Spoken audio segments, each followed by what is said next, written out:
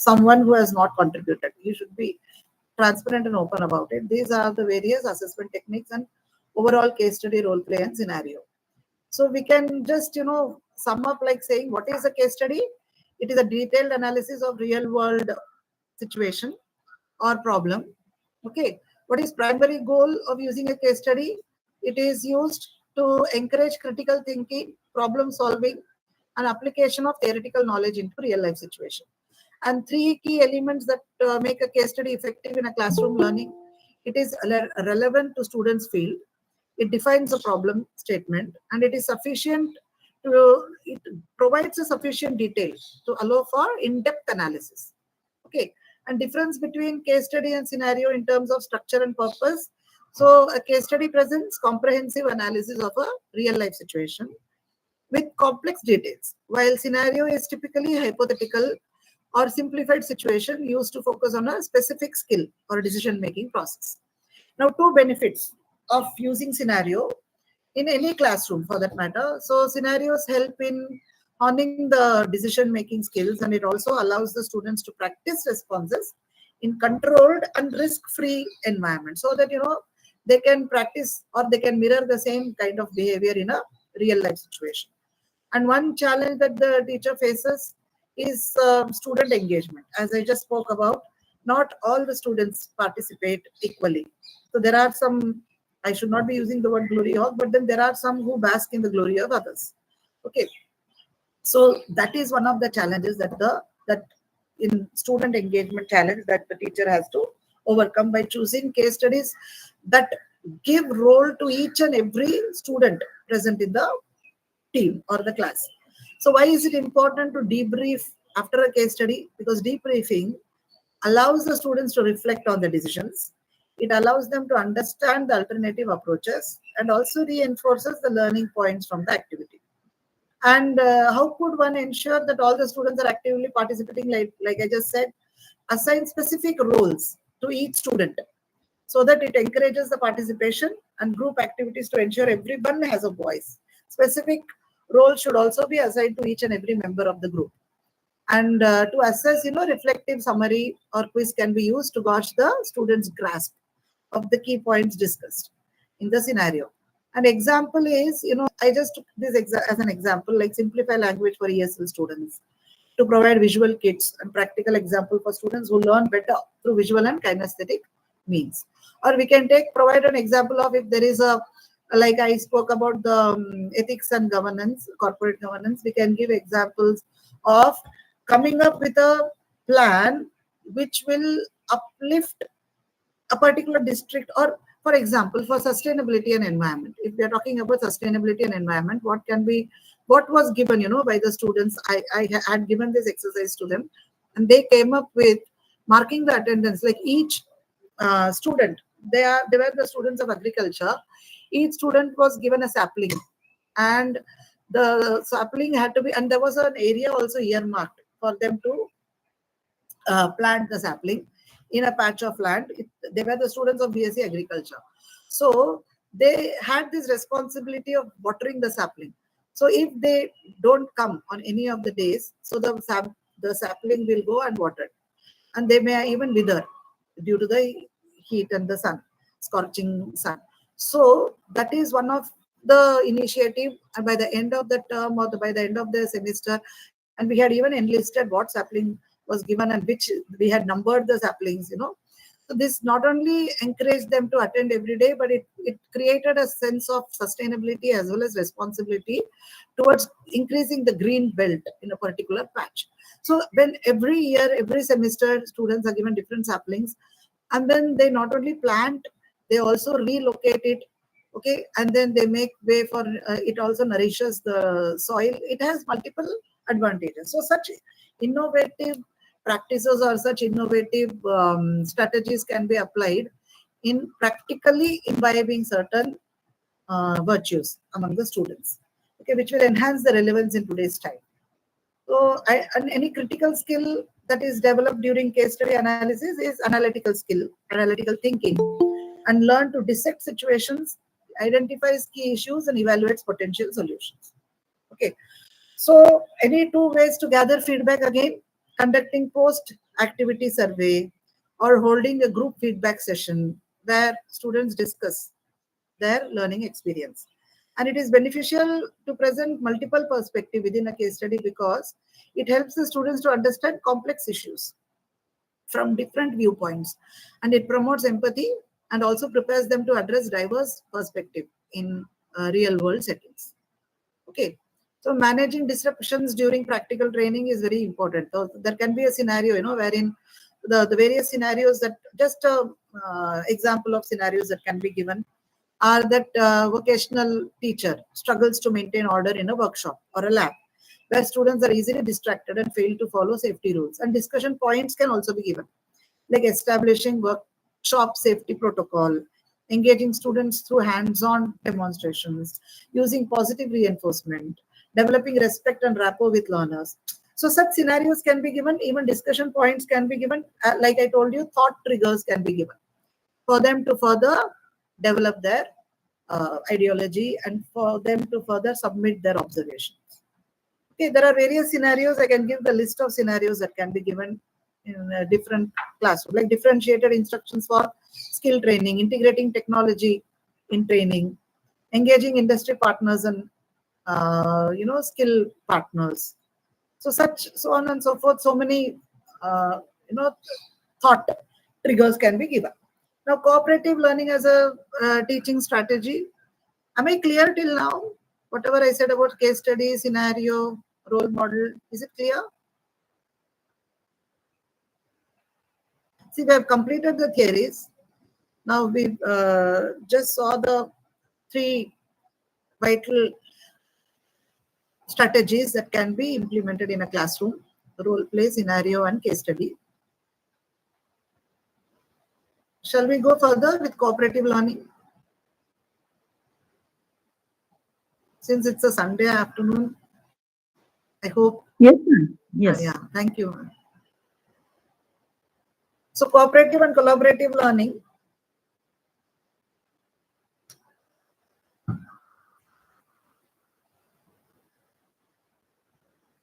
So what is cooperative learning? Basically, it is an instructional strategy where students work together in small groups. Okay, and it maximizes their own learning as well as they are symbiotic towards others' learning. Okay, it's a sort of symbiosis.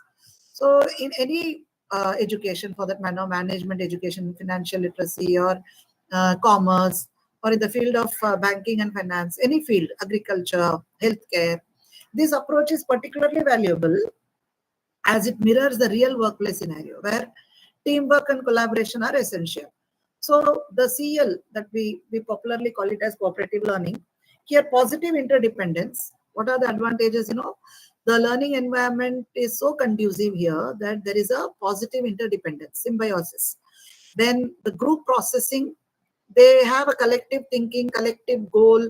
They work towards a collective effort. The collective effort works towards attaining a collective goal, okay, attaining a single goal, basically. So there is a group processing. So it also caters to student engagement as well as, it is a complex thinking transfer. We can say thought processes are transferred here. The complex thought processes are also transferred, and varied content and materials and methods can be adopted. And human and technical skills are put into use. Individual responsibility as specific roles are given to each member in cooperative learning. There is an individual responsibility as well as group responsibility, and interaction, positive interaction. Okay, so these are the various aspects of cooperative learning. So when we talk about cooperative learning in any education, here I have just taken an example of skill education. It develops workplace relevant soft skills. Now, soft skills are very important, and especially whenever we form a group, we make it a point not to outnumber one gender over the other. Like there is a equal number of girls and boys, so that there is sensitivity, gender sensitivity, cultural sensitivity, such soft skills, empathy, then compassion, working, hand holding each other. All these develops in collaborative learning, and it enhances practical skill acquisition through peer learning and improves problem solving abilities. it also increases student engagement and motivation. And it builds a communication and network, interpersonal. So there are various even meta cognition that we say, or we talk about para language, like, right amount of proximity that has to be maintained, proxemics, then right amount of the words, how to utter. That is the reason why, it needs to have equal number of boys and girls in order to develop such soft skills. Okay, then prepares the students for team-based work environment. So positive interdependence, as I just said, sink or swim together. They understand that they either sink together or they swim together. Then the structure tasks in such a manner that the success will depend on everyone's contribution. As I just mentioned, specific roles has to be given to each and every member of the group. An example is, a student diagnosis while in an automotive set. Suppose there is a task on automotive repair. So one student diagnoses while other documents the findings, the other takes the practicality of the situation, someone sees the financial feasibility of the process. So there is a positive interdependence which is symbiotic in nature. Okay. Then individual accountability, when we say each student is responsible for their part in collaborative learning, and everyone demonstrates mastery, okay, over a common learning that happens. And individual assessment alongside group evaluation should happen. That is, each student must master specific techniques as well as group project. Okay, and any student should be able to fit in or fill in the absence of the other. In the absentia of some other member, he should be able to fill the gap, or he should be able to explain whatever. So that means each and every member in collaborative learning should be well versed with the task, should be well versed with the planning, should be well versed with the strategies, and should be well versed or well conversant with the outcome, okay, that they have achieved. They should not get a sorry figure. Each and every member should either swim together or, like I said, sing together. That is the positive interdependence that they develop. Then there is a face-to-face interaction, like students explain, they discuss, they teach each other. And there is a physical, even in the physical classroom also, it promotes brainstorming sessions, okay, group discussions. Then, the troubleshooting equipment issues, or how to behave in a particular crisis situation. So they develop all these skills, like social skills, like explicitly teach and monitor, leadership skills. There is one student among the group who automatically takes up the role of being a leader, not being told to take it up, but then they automatically engage a particular person who has that leadership quality. And decision making, conflict management, obviously conflict will arouse in a collaborative learning, but then managing the conflict, de-escalation of the conflict, okay, communication, and then assigning roles, like we can have roles like quality controller or team leader, or we can have roles like evaluator, okay, or someone who takes care of the finance, who takes care of the operations. So there can be specific social skills also which can be developed through such collaborative learning or cooperative learning. Then group processing, when we talk about, there is a regular reflection on team effectiveness. And end of the project, there is a debrief session, which I already mentioned during the scenario and case study also. So the discussion of what worked and what needed improvement, and how it could have been done in a better manner, and what else is required to better the situation in the future. And always see to it that whenever we have a collaborative learning sessions, the team members are shuffled periodically. Otherwise, what happens is one single set of students, they only have that cordiality, and then they develop antagonism with the other set of students. That shouldn't happen. So there should be a frequent, you can say, shuffling of the groups. Okay, when we plan a collaborative learning or cooperative learning. So include elements of both positive interdependence and individual accountability, and the group size should be 3 to 4, large enough for diverse skills, but small enough for active participation. One cannot plan a cooperative learning with some 15 to 20 students. It should be optimal 3 to 4 students, or 5 maximum. And skill sets should be identified, and accordingly the group should be made. It shouldn't happen that one group is homogeneous, the other one is heterogeneous. One group has all the students with cognitive skills, and others are all with logical reasoning and some other type of intelligence. It should be always a judicious mix of all the intelligence or all the skill sets. And consider the personality types also, and rotate the groups periodically. And personality types in the sense, some students are introvert, some are extrovert. So it shouldn't happen that in a collaborative learning setup, a person who is extrovert always steals the show. So there has to be a proper combination and blend of all these personality traits when we are planning to have a group for collaborative or cooperative learning. Okay. Then physical setup also, arrange the workspace for collaboration, ensure safety if it is a practical activity, and make tools and materials accessible to all. It should not be, exclusive access. Access should not be given. There should be inclusive accessibility, and designated team areas can also be provided. Okay, when we are having a physical setup. And practical implementations, 10 top cooperative learning strategies are corners. The teacher has, the educator, it's just, the strategies that are thought of, but then any one can be adopted, or we can have our own, we can innovate our own strategies also. Like corners can be allotted, experts can be called, then learners read a text and find a missing word. A group finds a missing word, or this didactic learning that we call quiz and find, or they even you can say the adventure trails. Okay, then they sit in a circle and they ask a question, and then there are boards which are they express their own ideas, and together they cull all the ideas and they come up with a comprehensive idea. Think, pair, share. These are various techniques, which are usually rally robin. So these are various techniques which are used as cooperative learning strategies. Like rally robin is made basically in pairs, pupils discuss a topic, talking one at a time in turns, and it is helpful to have an object which can be passed. Okay, if an object is there, it is just strategies, not essentially to be used in a classroom with students of advanced learning. It can be used, but can be even taken an example from each one of them. We can take one scenario from each one of them, and we can blend them also.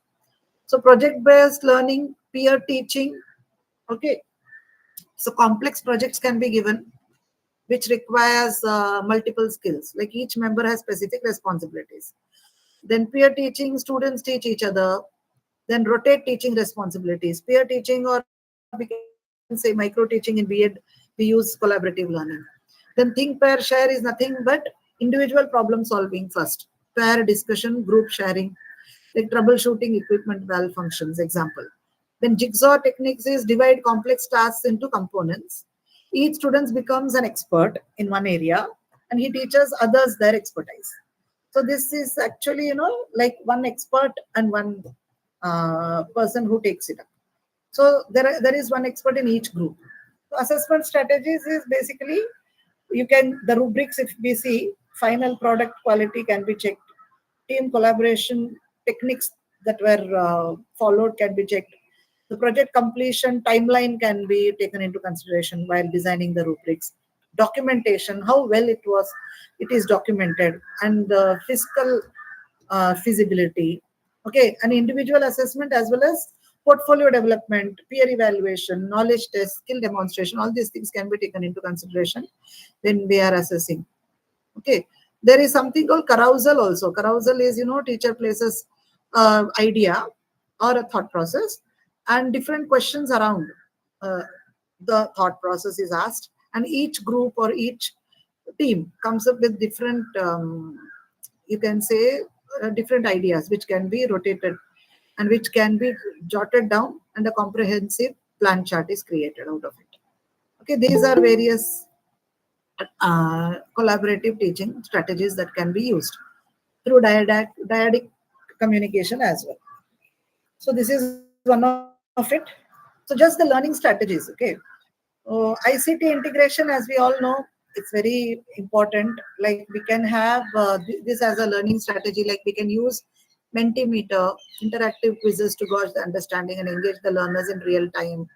We can use Kahoot, okay, gamified learning experiences for reviewing key concepts. Then Google Forms can be given for e-assessment to evaluate the participant knowledge and gather feedback. Even for simulation and case studies, virtual scenarios can be created using interactive platforms to teach, okay, to teach any skill for that matter. So why ICT integration is important now? Because no two individual is alike. Okay. Every child learns in his own unique way. We spoke about multiple intelligence as well. So ICT integration effectively supports variety of teaching resources. It not only supports the textbooks, but also local environment, real life experiences inside and outside the classroom. So ICT integration basically significantly enhances the teaching learning, and mastery of ICT has become fundamental part of education alongside traditional skills. Now one cannot be technologically challenged. Okay, as per UNESCO, ICT refers to a diverse set of technology tools and resources used to create, store, transmit, share, or exchange information. So these technological tools and resources include computers, internet. So when I was going through the FDP videos, I saw that even AI uh, as a tool was discussed upon in the first session. So it is essential now to integrate the internet or to integrate such tools. Okay, computer, website, blogs, emails, then even fixed as well as mobile tools. Okay, so it refers to creating, then retrieving, manipulating, sending and receiving digital information. So if we talk about the technological pedagogical content knowledge, and so a teacher needs to have e-content that can be used in the day-to-day teaching learning. So content knowledge is equally important, like pedagogical knowledge and technological knowledge now. As I said, one cannot be, uh, you know, they need to be abreast with the technology. Fine. So at least, we remember the days when we used to have that overhead projectors. We used to prepare the transparencies and mount them in the overhead projectors and teach. And then came having it in a pen drive or having that floppy disks. And now the pen drive, and now directly, online teaching. So we have to be abreast with the technological advancements. Okay. Now, bird's eye view of what, how, and why of ICT pedagogy integration. So, if you see what ICT pedagogy integration is, it is digital information which helps in creating, okay, retrieving, manipulating, sending, and receiving. And why it is essential? Because it connects with the world, it connects with one another, it it helps in interaction and reaching out and bridging the divide. Okay, even a student from rural setup is connected if there is a proper ICT integration, connects with an urban, or there is a global connection as well which is developed. And how it can be done? First, the content has to be analyzed and identify the nature of the content, and based on the nature of the content, identify the appropriate pedagogy like classroom environment or learner characteristic. Based on all these things, appropriate pedagogy can be selected, and based on the pedagogy, select the appropriate ICT, okay, which will cater the suitability of the learner. It also caters the relevance to the content. It should be relevant with the content, and it should have some relevance with the background that the student is that student belongs to. Okay, it should not be diverse from the background that the student belongs to, and it should integrate the content, pedagogy, and ICT meaningfully. We have to integrate, and integration is basically successful when there is a right selection of ICT based on content, context, and pedagogy, and appropriately using it in the classroom. Okay, so when we talk about the parameters and attributes, the target audience is important when you're planning an e-content or choosing an e-content or technology or tool. Basically, target audience, the age of the audience, okay, the previous knowledge. social cultural background, learning style of the, that is the reason why, I based my further strategies on the theories. Okay. So learning styles, then language, demographic information, that is very important, the demography, then emotional development of the student, and also the ability level, the social development and the level of the the initial ability of the student. Okay. Then we have to get into the parameter of content also, the accuracy of the content, the relevance, content coverage, then it should be contemporary, up to date, aligned with the curriculum. Okay, we have to take care of all these parameters. And pedagogical consideration, when we say as a parameter, it attributes to objectives, method of delivering a content, media selection, what mode of you can say delivery. The mode of delivery is media selection. Then presentation format, how it is presented, clear communication, free from bias, contextualization to local needs. Local needs have to be contextualized. Then multiple modes of assessment and learner engagement. These are the pedagogical considerations when we choose e-content or technology tools. Okay. Then when it comes to presentation, it has to be aesthetically appealing, right? Then it should further motivate, and it should be innovative, creative, the font strategy, planning a pedagogical strategy. We should also take into consideration the specially abled learners. Okay, now we have so many specially able learners, the slow learners, or the learners who need repetitive drilling.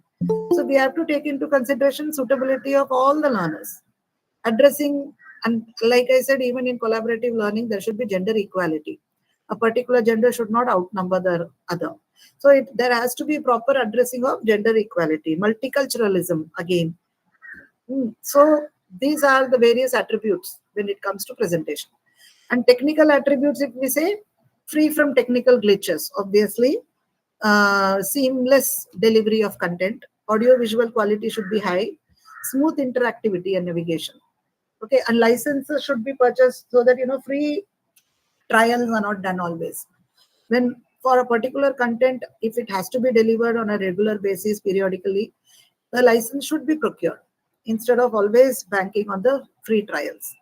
And administrative considerations, when we look into the administrative considerations, we should take into consideration the cost, delivery mechanism, support, then services, maintenance also, and infrastructure, then technological requirement and source of procurement and access, so that it can be sustained, maintained, procured, proper support system to further maintain it for the future usage. Okay, these are the parameters, these are the attributes of e-content. Okay, so there are several free and open source softwares that can be used in teaching learning process, or in developing an e-content. Okay, the subject specific softwares are generic subjects. You have so many softwares, like there are so many: Scratch, Turtle Block, then OpenShot Video Editor, Audacity. There are so many. But there are several mobile apps also which can help in enhancing teaching learning. Some are Anatomy 4D, then Online Lab, Quiver, okay, then Star Tracker, MHET, then you have Kahoot, Street View, stop motion animation. These are various softwares which are also which are enabled as mobile apps. Is it clear till now whatever I said?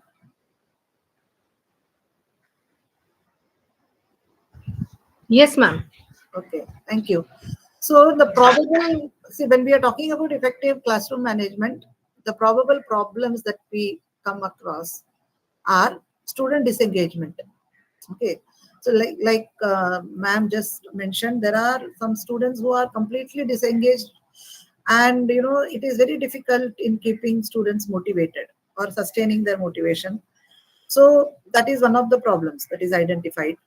And disruptive behavior, managing students who interrupt the class or cause distractions, or they simply take up a topic which takes it away from the core. Okay, periphery talk, I mean, there is a lot of discussion about the periphery and the core is forgotten. That also happens in offline as well as online. So there has to be a proper check and balance of what is discussed, whether it is really relevant or significance of a particular point of discussion in a class. Okay, time management is very important when we are talking about problem identified in classroom management. Time management, like balancing the completion of particular task within stipulated time. It should not overshoot the time, or it should not be done within the time frame. It should always be managed appropriately. And learning paces, like I said, all the students don't grasp the concepts with the same pace. Okay, there are different speeds, making it challenging to move forward as a class. So the catering to the students who grasp the concepts at different speeds is very important. Okay, when we talk about effective classroom management. Then limited resources also. Insufficient equipment or materials for hands-on activities can lead to frustration and disruption. Like example, if you have planned a class with some online videos, okay. For example, any video, direct video access. We have just provided the link on the PPT, on the slide, and then we plan to directly play during the class, but then due to shoddy internet connection, we are not able to do so. So that mounts the frustration and disruption and disinterest among the students. Okay. And secondly, safety concerns while dealing with scenarios, role play, ensure students follow safety protocols, especially subjects involving machinery or healthcare procedures. I'm taking into consideration all the streams of knowledge because we have varied.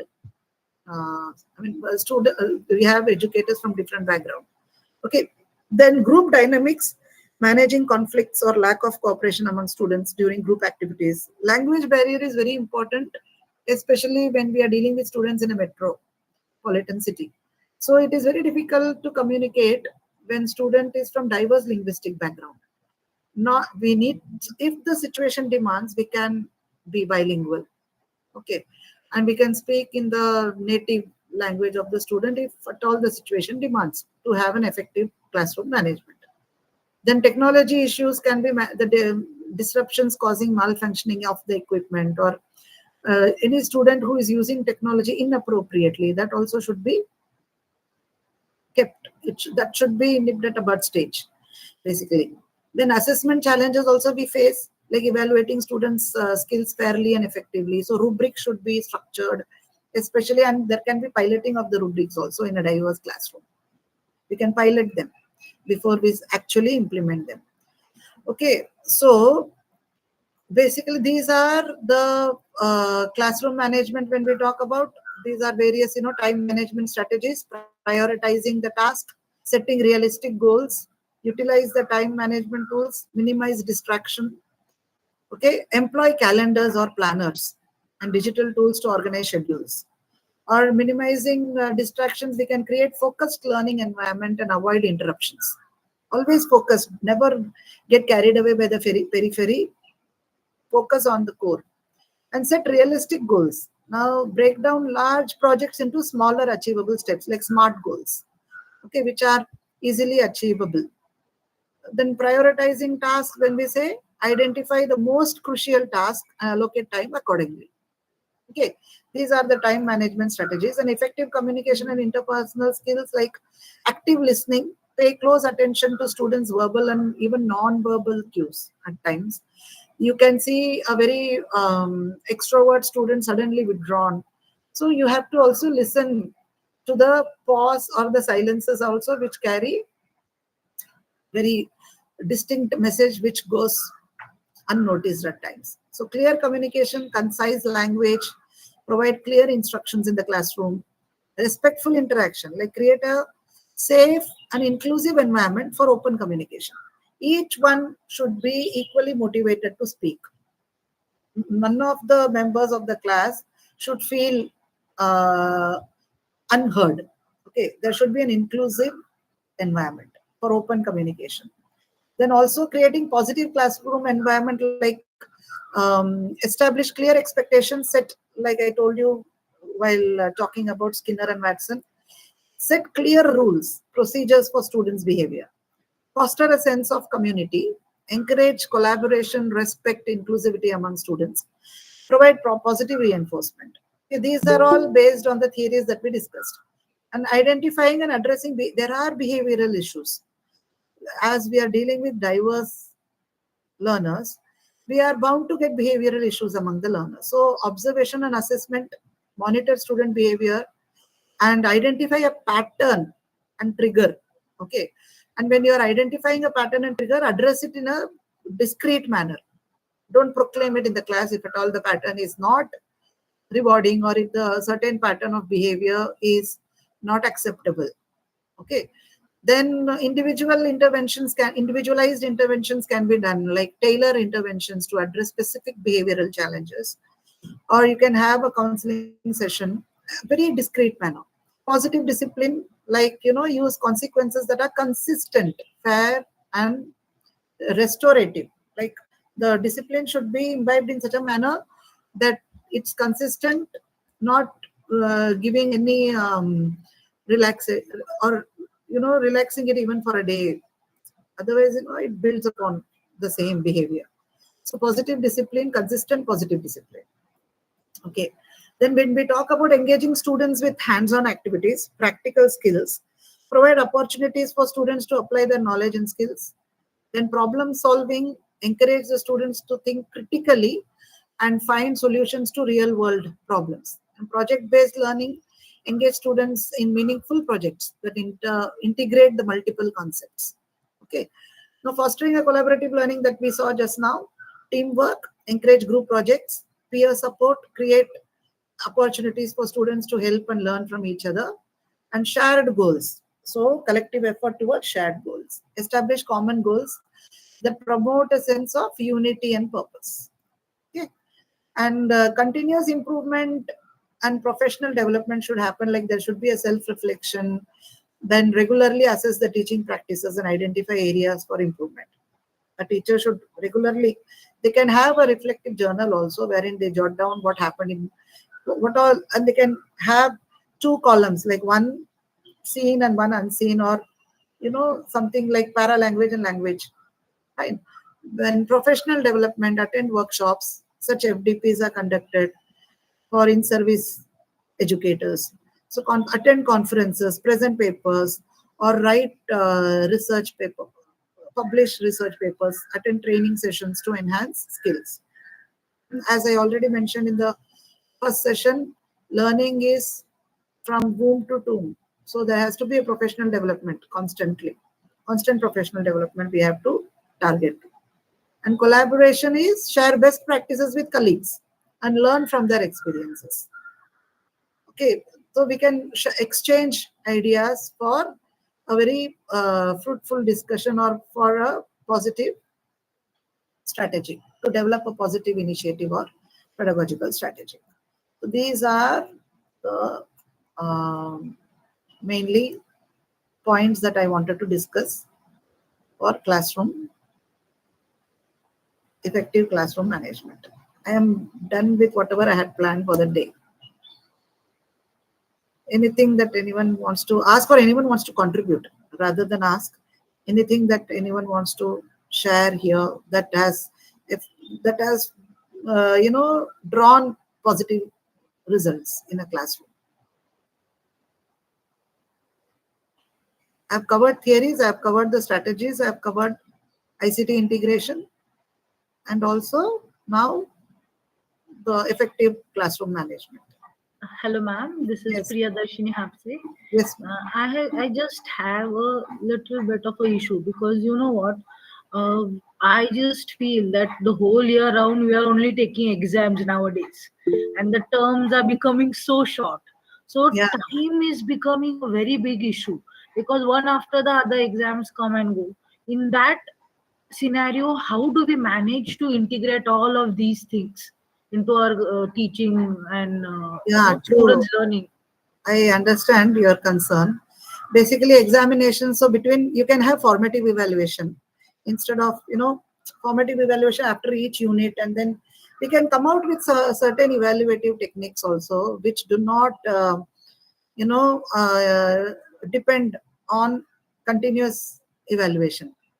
Like we can have these constant examination also, it's not a proper practice. Basically, correcting the papers and then setting the question paper, it should be judiciously conducted. It should not be sparingly conducted. I can use the word sparingly instead of judiciously.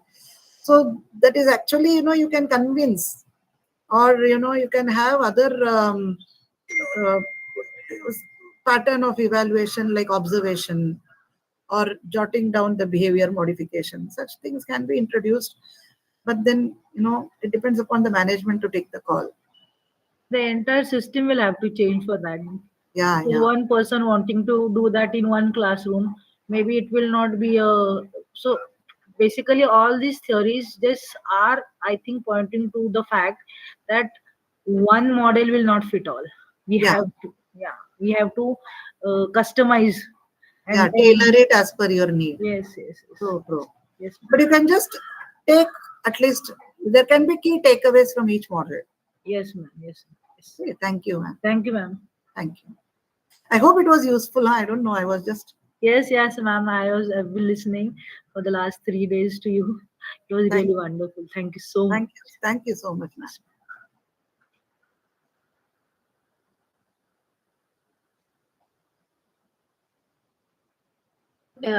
Anybody else also wants to have any, has any queries? Or would you like to add something Thank you. since we are coming to the end of the 7-day program?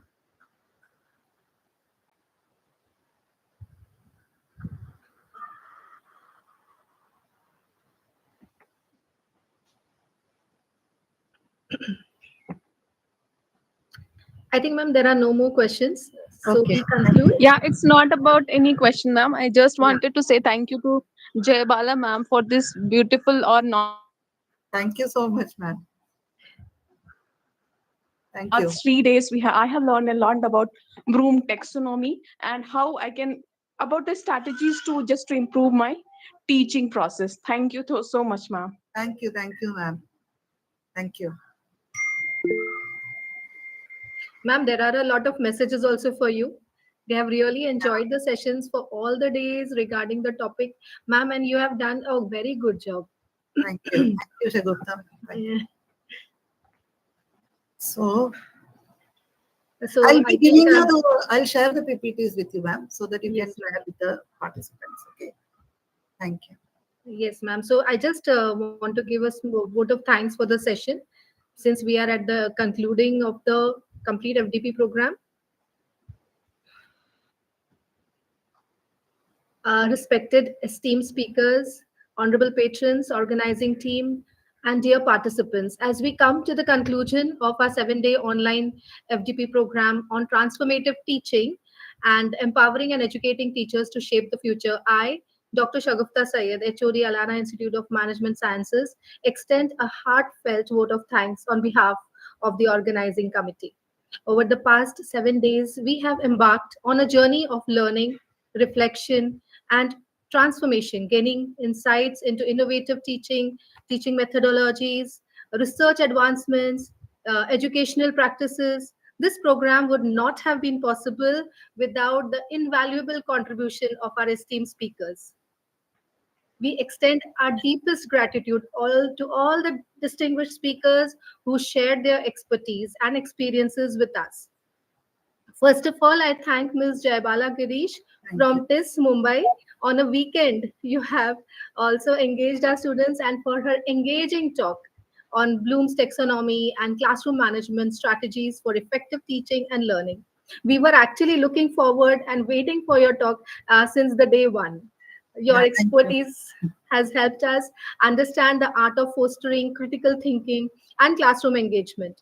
To all the other remarkable speakers as well, your contributions have left an indelible mark on our understanding. Dr. Sachin Kadam, first, he is the director of in Bharati Vidyapeeth for his enlightening session on transforming academics and research with AI, innovations and applications. Your insights into AI-driven education have opened new avenues for research and academic advancement, sir. Our first day speaker, Dr. Archana Singh, for her session on outcome based education, guidelines, assessment strategies, and practical session planning. Your approach was structured, and the learning outcomes have helped us a lot. Dr. Lokesh Arora, for her session on the day two, has also provided us with a roadmap for effective teaching. Our esteemed patrons and organizing team, a sincere thank you to you all, sirs, whose constant support and encouragement have made this FDP a reality. Dr. P.A. Namdar, whose unwavering commitment to education continues to inspire us. Dr. M.D. Lawrence, for his invaluable guidance in shaping this FDP. Mrs. Abida Inamdar, Professor Irfan Sheikh, Professor Muzaffar Sheikh, and our Dean and Director, Professor Dr. Roshan Kazi, for their continued encouragement and mentorship. A heartfelt appreciation to the organizing committee for their dedication and meticulous efforts in planning and executing this enriching program. Your hard work behind the scenes has ensured a seamless experience to all of us. Our participants, a special word of thanks to all the participants for your enthusiasm, interactive discussions, and valuable contributions. Your active engagement, thought provoking questions, and eagerness to learn have truly made this FDP successful. The diverse perspectives and shared experiences have enriched our collective understanding and transformative teaching. This FTP is not just been a series of sessions, but a movement towards redefining education, one that embraces innovation, technology, and student centric learning. As we conclude, let us take forward the learnings from these 7 days and implement them in our classrooms, institutions, and research endeavors. With this, we bid farewell to an incredible week of knowledge sharing and collaboration. Let's continue to grow as educators, stay connected, and keep transforming lives through education. Thank you all once again, wishing you continued success in your academic and professional journeys. Until we meet again, goodbye and best wishes. Thank you. Thank you. Thank you. Thank you, ma'am. Thank you. So we close now. Yeah, thank you, ma'am. Thank you for all the support and guidance. We surely meet you, ma'am, when you come to our campus. Yeah, surely. I look forward to meeting you and Geeta Sure. ma'am as well. Thank Yes, you. Thank you Thank so much. Thank you.